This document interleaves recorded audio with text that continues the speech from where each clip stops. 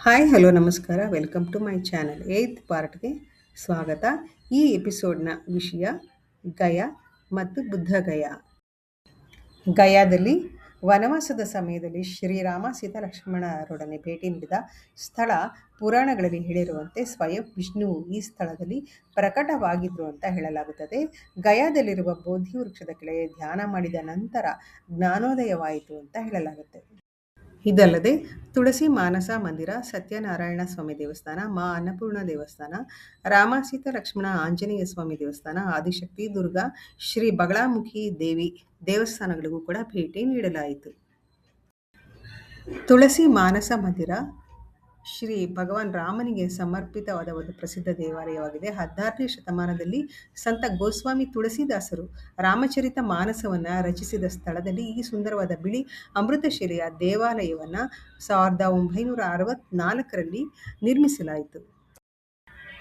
ದೇವಾಲಯದ ಗೋಡೆಗಳ ಮೇಲೆ ರಾಮಚರಿತ ಮಾನಸದ ಪದ್ಯಗಳು ಮತ್ತು ದೃಶ್ಯಗಳನ್ನು ಕೆತ್ತಲಾಗಿದೆ.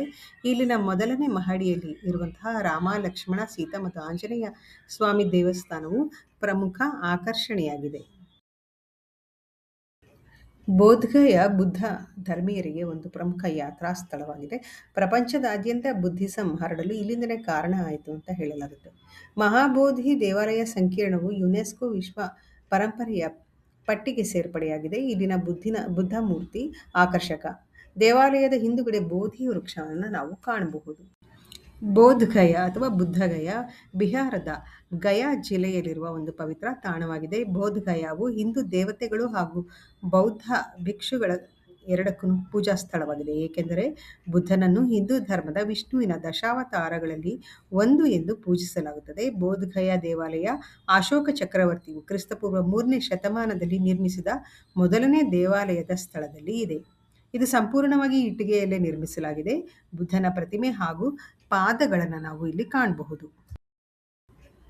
ಬೋಧ್ಗಯಾ ಬುದ್ಧ ಪ್ರತಿಮೆಗೆ ನೆಲೆಯಾಗಿದೆ. 25 ಮೀಟರ್ ಎತ್ತರದ ರಚನೆಯ ಕುಳಿತ ಭಂಗಿಯ ಬುದ್ಧ ಪ್ರತಿಮೆ ಶಾಂತಿ ಮತ್ತು ನೆಮ್ಮದಿಯ ಸಂಕೇತವಾಗಿದೆ. 289 ಕೆಜಿ ಚಿನ್ನದಿಂದ ರಚಿಸಲ್ಪಟ್ಟಿದೆ. ಈ ಸ್ಥಳವು ಕಲಿಕೆ ಮತ್ತು ಸಂಸ್ಕೃತಿಯ ಕೇಂದ್ರ ಹಾಗೂ ಪ್ರಪಂಚದಾದ್ಯಂತ ವಿದ್ವಾಂಸರು ಮತ್ತು ವಿದ್ಯಾರ್ಥಿಗಳನ್ನು ಆಕರ್ಷಿಸುತ್ತಿತ್ತು. ಇಂದಿಗೂ ಕೂಡ ಇಲ್ಲಿ ಅಧ್ಯಯನ ಕಾರ್ಯ ನಡೆಯುತ್ತಲೇ ಇರುತ್ತದೆ. ನವೆಂಬರ್, ಡಿಸೆಂಬರ್, ಜನವರಿ, ಫೆಬ್ರವರಿ ಮಾಹೆಗಳಲ್ಲಿ ಇಲ್ಲಿಗೆ ಥಾಯ್ಲೆಂಡ್, ಬರ್ಮಾ, ಜಪಾನ್, ಶ್ರೀಲಂಕಾಗಳಿಂದ ಸಾವಿರಾರು ಸಂಖ್ಯೆಯಲ್ಲಿ ಬೌದ್ಧರು ಭೇಟಿ ನೀಡುತ್ತಾರೆ.